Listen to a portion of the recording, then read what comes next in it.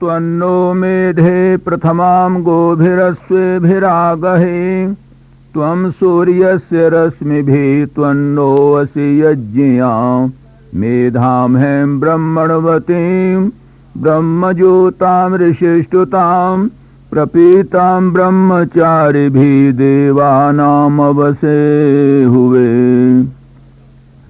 हृदय कमल मध्ये तेजसं चेत्स्वरूपं यम नियम विशोधै साधकै सिद्धि साध्यम् अजरममरमीशं शान्तमानन्दरूपं सकल दुरितदान्तं दिव्यदेवं नमामि।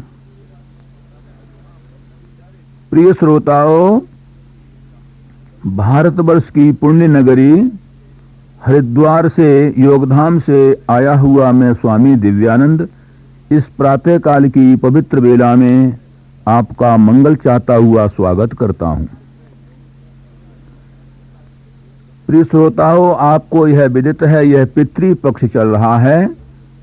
कितने ही श्रोताओं ने मुझे यह संकेत किया है और यह जानना चाहा है कि इस पितृ पक्ष का क्या महत्व है, किस प्रकार से इसकी उपयोगिता को हम जानें, वेदों के अंदर इसको पितरों का क्या महत्व है, इस प्रकार से जानने की इच्छा व्यक्त की है। अतः मैं अपने सभी मॉरिशस वासी श्रोताओं को ये बताना चाहता हूं कि वेदों के अंदर जो पितरों के संबंध की बात कही गई है वो बड़ी स्पष्ट है। यजुर्वेद जो कि कर्मकांड का वेद है, इसमें और गृहस्थियों का वेद है, गृहस्थ के संपूर्ण कर्तव्यों का जिसमें संकेत किया जाता है। ऋग्वेद जहां ज्ञान कांड है वो यजुर्वेद कर्म का वेद है। इसमें यजुर्वेद के द्वितीय अध्याय का 31वां मंत्र है। उस मंत्र के अंदर इस संबंध में पितरों की विशेषताओं को बताया गया है। मंत्र इस प्रकार से है, ओम अत्र पितरो मादयध्वं यथा भागम अवृषायध्वं अमी मदंत पितरो यथा भागम आवृषायत। इस वेद मंत्र के अंदर यह बताया जा रहा है कि अत्र पितरो मादयध्वं, हमारे इस परिवार के अंदर पितरजन माता पिता हमें प्रसन्न करें। यथा भागम अवृषायध्वं, जैसा जिसका जो भाग है, जिस प्रकार की उनकी योग्यता है, उस प्रकार से हमें हमारे ऊपर कृपा की वृष्टि करें, सुखों की वर्षा करें और ये पितर हमें सभी प्रकार से प्रसन्न करें और फिर उसी प्रकार से हमें अनेकों प्रकार से जीवन का कल्याणकारी सिद्धांत बताकर हमारा निरीक्षण करके हमें पुष्ट करें। इस वेद मंत्र के माध्यम से सबसे पहले हमें यह जानना है कि पितर संज्ञा है किसकी। आपको यह पता होना चाहिए, जब गृहस्थ संतान कर्म से अर्थात संतान उत्पत्ति से निवृत्त हो जाता है, जब संतान होनी बंद हो जाती है, फिर उसकी संज्ञा पितर है। इसको आश्रम की दृष्टि से वानप्रस्थ की अवस्था कही जाती है। जब पुत्र का भी पुत्र हो जाता है तो स्वयं वो दादा दादी के रूप में आ जाते हैं, उनको पितर संज्ञा के नाम से कहा जाता है। इस वेद मंत्र में यह कहा जा रहा है कि अत्र पितरो मादयध्वं, ये जो पितर हैं परिवार में रहते हुए हमें प्रसन्न करें, हमारे लिए प्रसन्नता के कारण बने। आप हम सभी देखते हैं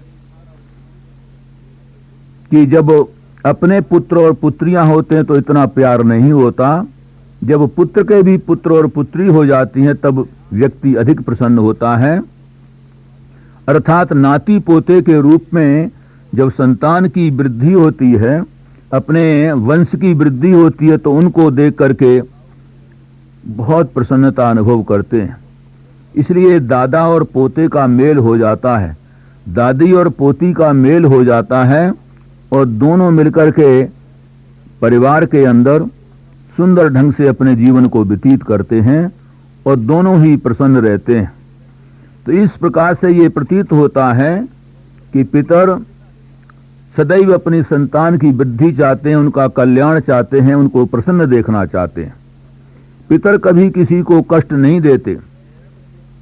पितर सदैव अपनी संतान की वृद्धि चाहते हैं, उनका कल्याण चाहते हैं। परंतु मैं श्रोताओं से ये पूछना चाहूंगा कि न जाने ये कब से ऐसा हुआ कि पितृपक्ष में ये प्रथाएं चल पड़ी, इस प्रकार का भय पैदा कर दिया गया कि ये पितृपक्ष है, इसमें हम कोई अच्छा काम नहीं करेंगे, कोई दान पुण्य नहीं करेंगे, यज्ञ नहीं करेंगे और किसी का भोजन आदि नहीं करेंगे, कराएंगे।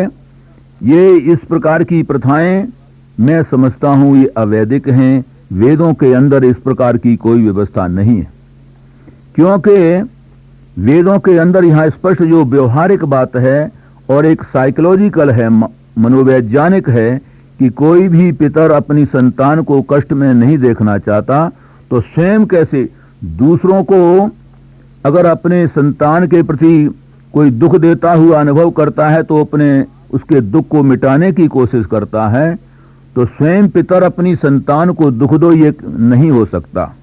इसलिए मैं ये सभी भ्रांत धारणाओं के संबंध में ये कहना चाहूंगा कि ऐसे समय में हमें विचार कर सच्ची श्रद्धा से माता पिता का कल्याण करना चाहिए।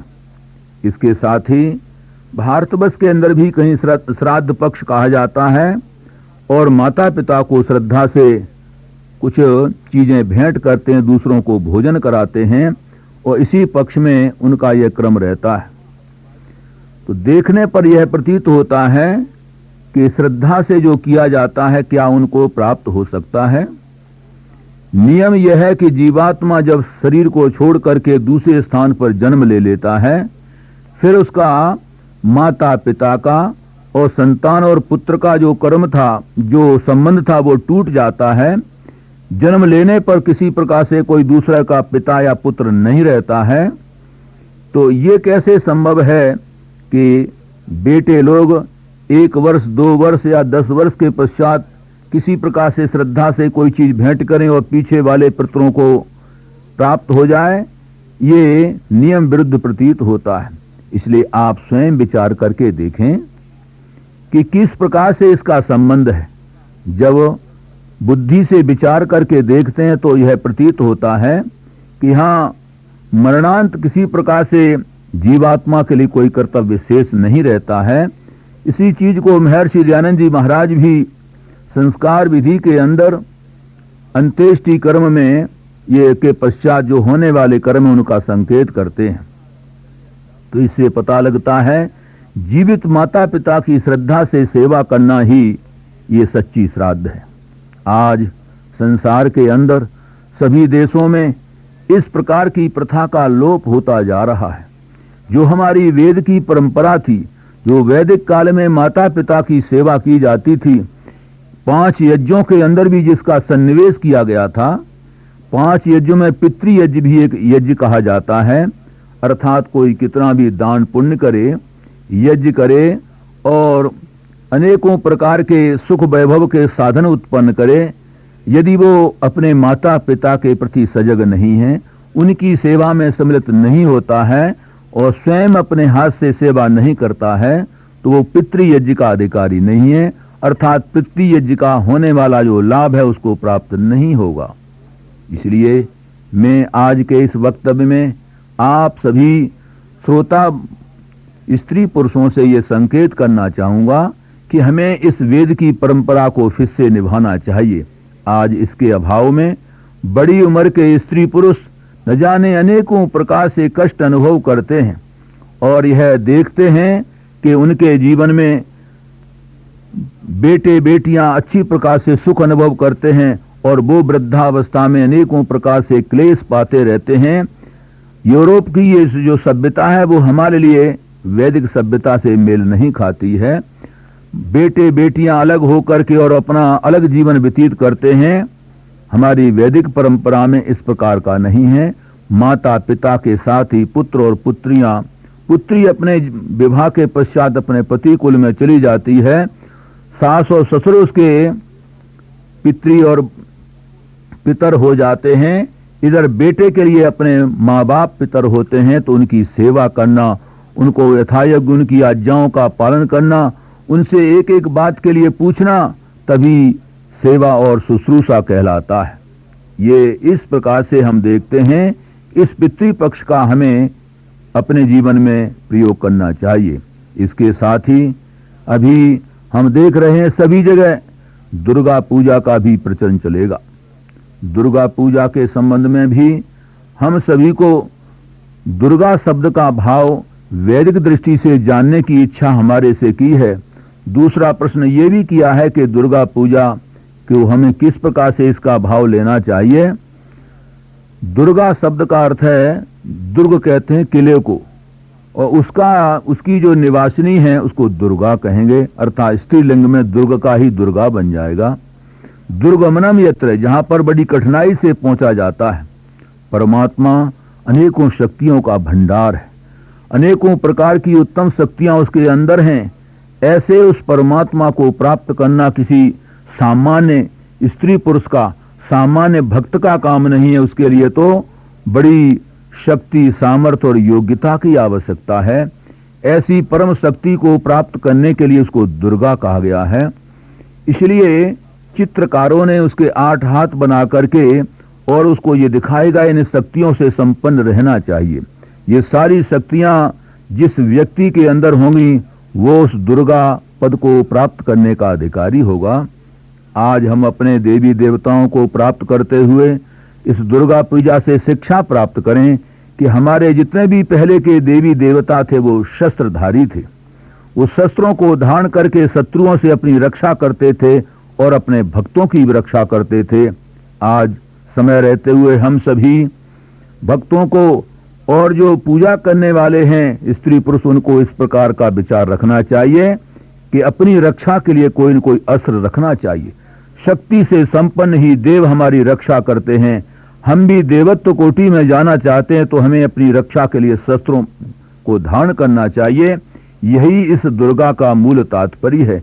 इसको हम धारण करके इसी प्रकार से शक्ति का जो पुजारी होता है, नायम आत्मा बलहीनेन लभ्य, कठोपनिषद में कहा गया है, बल से ही निर्बल को परमात्मा की प्राप्ति नहीं होती है। हमें सबल बन करके अपने जीवन में ईश्वर शक्ति को प्राप्त करना चाहिए। यही जीवन का उद्देश्य है।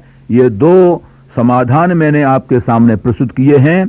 इन समाधान को वैदिक रीति से आप स्वीकार करें, आपका कल्याण होगा। मैं भी आपका कल्याण चाहता हूं। धन्यवाद।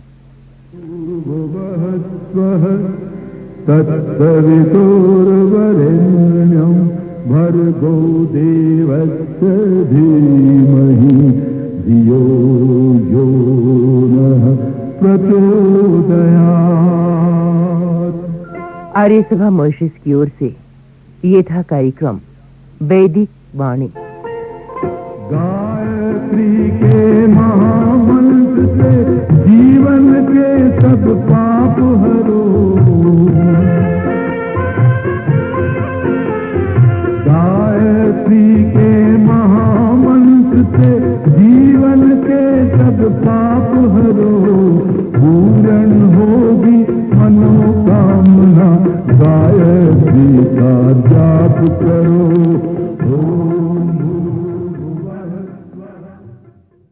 हमारे YouTube चैनल पतंजल योगधाम आश्रम को सब्सक्राइब करें व बेल आइकन बटन को जरूर दबाएं ताकि आश्रम की विभिन्न गतिविधियों की जानकारी आपको मिलती रहे।